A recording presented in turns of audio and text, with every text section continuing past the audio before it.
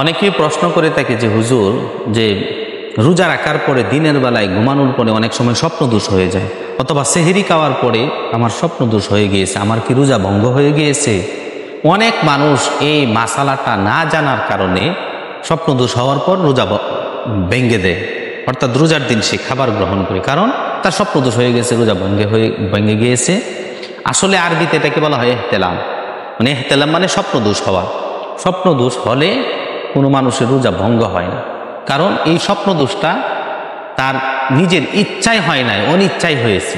সুতরাং অনিচ্ছায় যদি রোজার মাসে কোনো জিনিস খায়, খাবার খায়, পানি খায়, তাহলে কিন্তু রোজা ভঙ্গ হয় না। ঠিক তেমনিভাবে অনিচ্ছাকৃতভাবে যেহেতু স্বপ্নদোষ হয়ে গিয়েছে, এই জন্য রোজা ভঙ্গ হবে না। কিন্তু ইচ্ছাকৃতভাবে কেউ যদি হস্তমোচন করে, মাস্টারবেশন করে, হস্তমোচন করে, তাহলে কিন্তু রোজা ভঙ্গ হয়ে যাবে, এবং তার জন্য 60টা রোজা রাখতে হবে, অথবা 60 জন মিসকিনকে পূর্ণ তৃপ্তির সাথে সেই খাবার গ্রহণ করাইতে হবে। সুতরাং ইহতেলাম হলে, স্বপ্নদোষ হলে কোনো মানুষের রোজা ভঙ্গ হয় না। আমাদের মানুষ আজকে এত যুগ, এত ডে বাই ডে এত উন্নত হচ্ছে, অথচ সাধারণ এই মাসালা আমরা জানি না। অথচ দেশ বিদেশের হলিউড, বলিউড, টালিউডের অথবা নায়ক নায়িকাদের নাম আমরা জানি, বিভিন্ন খেলোয়াড়দের নাম আমরা জানি, অথচ সাধারণ এই মাসালাটা মুসলমানের সন্তান হিসাবে আমরা জানি না। সুতরাং ইহতেলাম হলে, স্বপ্নদোষ হলে কোনো মুসলমানের রোজা ভঙ্গ হবে না।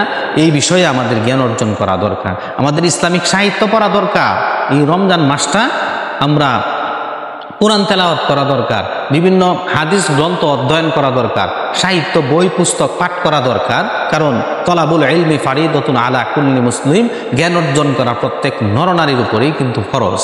সুতরাং ইহতেলাম হলে রোজা ভঙ্গ হবে কি না এটা জানা, এটা একটা 5 ক্লাসের ছাত্রদের এটা পড়া। আমার এত বছর হয়ে গেল, আমি এই জিনিসটা এখনো জানলাম না। আমার বয়স হয়ে গেল, আমি বুড়া হয়ে গেলাম, আমি কবরে চলে যাব, আমার দাড়ি পেকে গিয়েছে, এই জিনিসটা আমরা জানি না। এই জন্য স্বপ্নদোষ হলে কারো রোজা ভঙ্গ হয় না, এই বিষয়ে আমাদের জ্ঞান অর্জন